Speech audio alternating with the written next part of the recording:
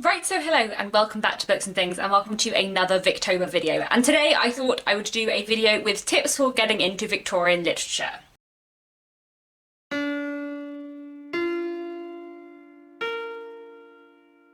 So, as you all know, I love Victorian literature a lot. I've loved it for a very long time, since I was quite a young teenager. But I know that Victorian literature is new to quite a lot of people, or newer to quite a lot of people, so I thought what I would do is make a video with sort of tips for getting into Victorian literature and getting started with Victorian literature. I made a video several years ago in Victober on sort of good places to start with Victorian literature, which I will link down below. That's not what this video is, it's more just like general tips for approach to reading Victorian literature. I also think that in general there will be useful for people just approaching classics in general for the first time, but as this is Victober, this will be geared towards Victorian literature. So let's get into the tips. Tip number one, don't be daunted by Victorian literature. Classics are just books that happen to be old. That is all that classics are. Victorian literature is not frightening, and it is not daunting, and it is not hard. You do not have to be like really smart to enjoy a Victorian book. That is not what Victorian literature is about at all. And you also don't have to like know a lot about the history of the Victorian period, or know a lot about literature, or to have like read around lots of stuff. Like, you can enjoy and understand a Victorian book without having like any other knowledge about the Victorian period. I think a lot of people going into classics and Victorian literature kind of feel like there is some big pressure of them to know things about it and to think about it in a really analytical and literary way, and that's not what you have to do when you're reading classics. So don't be daunted. Victorian books are just books that happen to be written about 150 years ago. Tip number two, don't expect to understand everything you read in a Victorian novel. You're not going to understand every single thing you read, and that's absolutely fine, and that both applies to sort of words that you might not know, or sentences that might not fully make sense to you, and also like cultural references. Quite a lot of Victorian novels will contain the occasional weird cultural reference that the Victorians would have got, but nowadays it just like goes away over our heads. And also Victorian novels will sometimes use words that either are not used very commonly anymore, or that had slightly different meanings and connotations in the Victorian period, or just like that you've never heard of, and that's fine, and you don't have to understand all of those words and all of those references and all of those things. I think it's really, really important when you're getting into Victorian literature for the first time to not be daunted or put off by things you don't understand, and to not get bogged down in like understanding the structure of every single sentence. I think one of the reasons why I love Victorian literature so much is because I got into it when I was like 13 or 14. At that age I never understood every single word in every book I read, and I just kind of read on and got the general gist of things and the plot and the characters, even if I didn't understand every sentence on like a minute level. A lot of editions of classics will have notes at the back, and Penguin Classics do really, really good notes in their books. However, I would actually recommend when you're just getting into Victorian literature not to look at the notes. You do not need to read the notes to understand the book, and I think if you're looking up a note every 2 pages to find out about some obscure reference that you don't understand, or a word that you might not know because the meaning's changed, it's just going to get in the way of you enjoying the story. For a long time I only looked at notes when I was rereading books, and I've only sort of started doing it now quite recently as someone who reads a lot of Victorian literature, because when I was getting into classics I never looked at the notes in the back, and I genuinely think that was a good thing, because it meant I'd just engage with the books on like a plot level and didn't kind of worry about understanding small things. Yes, the language in Victorian novels might be slightly different and not what you're used to, but that doesn't mean that you're not going to be able to understand it as a whole, and don't get bogged down in like individual meanings of words in individual sentences. A lot of Victorian books have a lot of words in. You can get on with the rest of the words just fine. Tip number three, don't feel like when you're reading a Victorian novel you have to read it in an analytical and literary fashion. Victorian novels, for the most part, a lot of them, are very, very plot driven and very, very fun. Like, they're supposed to be funny, and they're supposed to be page turners, they're supposed to be really, really engaging. A lot of them have love stories or mysteries or crime elements in. Victorian literature was there to entertain, and there are Victorian writers who I think are sort of more on the literary than the commercial end of the spectrum, if we think about it from a modern perspective. For example, I would say that George Eliot was a sort of Victorian literary writer. I know the term's anachronistic, but you know what I mean. And Charles Dickens was a Victorian commercial writer. But for the most part, like, a lot of Victorian books have a really exciting plot and are really good fun, and I think when people approach reading a classic they often think it's a classic, therefore it's sort of a literary book, and therefore I need to think about it analytically, and that's the way I'm going into it. Whereas actually a lot of the time, especially when you're starting out, you should just read Victorian literature for the story, because they're great stories, they're really, really fantastic stories, and don't feel like you have to analyse it just because it happened to be written 150 years ago. You really don't. Tip number 4, remember that not all Victorian books are the same. While I talk about Victorian literature as though it is a genre sometimes, it's not a genre, it is a time period. And during that time period, a lot of books were published in a lot of different genres with a lot of different styles. So if you have read one Victorian book and you really hated it, that doesn't mean that you're not going to enjoy more Victorian literature. The differences between authors like George Eliot and Thomas Hardy and Wilkie Collins and George Gissing and Oscar Wilde and H.G. Wells and Sir Arthur Conan Doyle and the Brontes and Gaskell. These are completely different authors that write really, really different books. And while they may have the time period that they were writing in common, they also have a lot of differences between them. So I do think it's important to remember that just if one Victorian book isn't for you doesn't mean that others won't be, and it is worth trying lots of different kinds of Victorian books and seeing what you like. Tip number 5 kind of leads on from that, and that is I would suggest when you're getting into Victorian literature for the first time to genre match with your tastes in contemporary fiction. So if you are someone who likes mysteries, then read a Victorian mystery, read some Sir Arthur Conan Doyle. Wilkie Collins is another great Victorian mystery writer. If you really enjoy modern science fiction, I would recommend picking up some H.G. Wells, who's a brilliant Victorian science fiction writer. If you enjoy books that have love story elements in them, I would recommend some Dickens or some Gaskell, which contain some beautiful, beautiful love stories as well as a lot of social criticism. If you like social criticism, I would also recommend Dickens and Gaskell. If you like kind of coming of age stories, I would really recommend something like Jane Eyre by Charlotte Bronte or Olive by Diana Mulloch-Craik. If you like things with supernatural elements, then I would really recommend J. Sheridan Le Fanu, specifically his book Camilla, which is a vampire novel. And I would also recommend Dr. Jekyll and Mr. Hyde. Like, there are so many different genres within Victorian literature, and if there's a genre you like in the present day and in contemporary fiction, it's a fun idea to kind of look at books that fit into a similar genre from the Victorian period.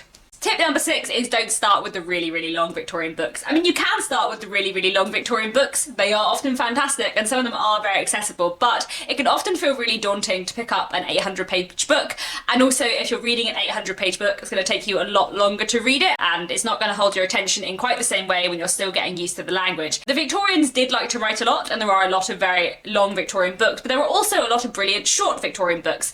There will have been a video also in Victober from me on really, really good Victorian books with under 250 pages. Like, there are so many fantastic short Victorian books, and if you think you're going to be a little bit put off by one of the giant, huge tomes which the Victorian period are famous for, do pick up one of the shorter books. They are worth your time as well. Tip number 7 is start with Victorian books that have a first-person narrative. This may feel quite specific, but I do think it's a really good idea and a really good tip. It's certainly something I always recommend when people are getting started with Dickens, because a lot of Victorian books, not all of them, but a lot of Victorian books have a lot of characters that you follow and a lot of subplots that weave together. Because of the kind of form of the serialised novel, that was quite a common way the books were organised. It's something I love. It's one of the reasons why I love Victorian literature, but I do think they're a little bit harder to get into because you have so many different plots to follow and because you don't have like one character who you're rooted to in those kind of books. However, there are also a lot of Victorian books that do follow one character and are first person or very close third person, though obviously that's like harder to tell when you're going into a book and choosing which book to read. But for example, if you start with a book like Jane Eyre by Charlotte Bronte or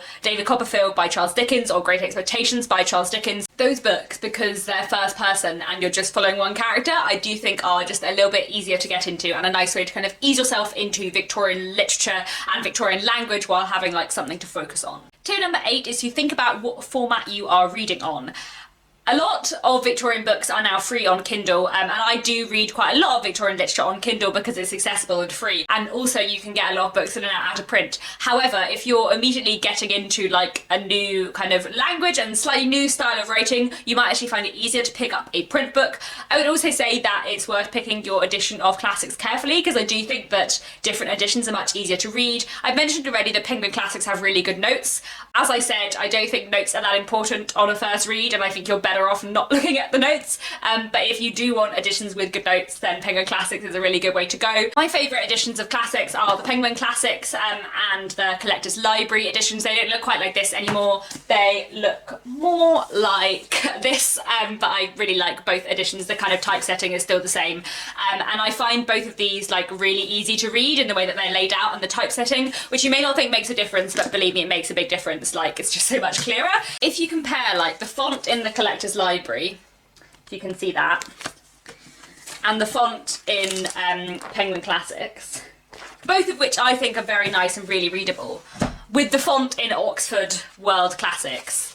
I hate this font. Like, I find the typesetting in Oxford World Classics so hard to read, and that genuinely means that when I read, if I ever can only get a version of Oxford World Classics Classic, I'm much less likely to enjoy it because I just find the typesetting so difficult, which you wouldn't think is actually that big a deal, but I do think, especially because quite a lot of classics tend to be typeset in a slightly more old-fashioned way, it is worth thinking about. And before you pick up a book, don't just think, oh, this one has a nice cover, so I'll pick up this one. Do look at the typesetting inside. I mean, this is true for all books, but I do think for classics especially, it's really helpful if, like, the typesetting is a font that you find easy to read, and it'll make the whole reading experience easier and make it all feel more accessible. I would also say that it's a really good idea to listen to some Victorian literature on audiobook. I love listening to everything on audiobook, but I really love listening to Victorian literature on audiobook, especially because a lot of Victorian literature was designed in part to be read aloud. Literacy rates were not that high in the Victorian period, and a lot of people who couldn't read still read Dickens because other people who could read around them would read the serialised parts out to them. So a lot of Victorian literature works really, really well read aloud. Dickens especially is like really, really fantastic on audiobook because his books are kind of designed to be like that. I think as well there's things like sentence structure in the Victorian period is a little bit crazy occasionally. Sometimes Victorian sentences are really long, and actually if you listen to them read aloud, you're likely to get the meaning much clearer. And I also think that listening to a classic on audiobook means, linking back to my second tip, that you're less likely to get bogged down in like the language and what individual things mean because you're listening to it and you can't stop in the same way and pause over a sentence as you would in a physical book, which I think helps and means you kind of get much more caught up in the story rather than worrying about the individual meaning of individual words in individual sentences, which is another reason why I think Victorian literature works really well on audiobook. Tip number 9 is a slightly controversial one, but I do recommend it, especially if you are a slightly younger reader going into Victorian literature. This possibly matters less if you're older, or at least it was a really big deal to me when I was a teenager getting into Victorian literature. Watch television adaptations of Victorian literature while or before you're reading the book. I know that some people feel very strongly that you should never watch a television adaptation or a film of something before you have read the book that is adapting. I really don't feel like that at all. A lot of my favourite novels of all time are Victorian novels that I read as a teenager, having seen a screen adaptation first, and it did not spoil my enjoyment of the book at all. But it did mean, as a 14-year-old, that I found the plots much easier to follow, because even if plenty of things had been cut out and things had changed, I at least knew like the basic plot structure, and that really helped me kind of get into those particular books. My final tip, tip number 10, is not so much as a tip, but a couple of suggestions of good places to start with Victorian literature. Like I said, I did make a video on this quite a few years ago, but that was a few years ago, so I feel like some things have changed, but not enough that it's worth entirely remaking that video. But I did want to recommend books that I would sort of give to people as a starter pack, shall we say, of Victorian literature if someone was newly getting into Victorian literature and wanted to.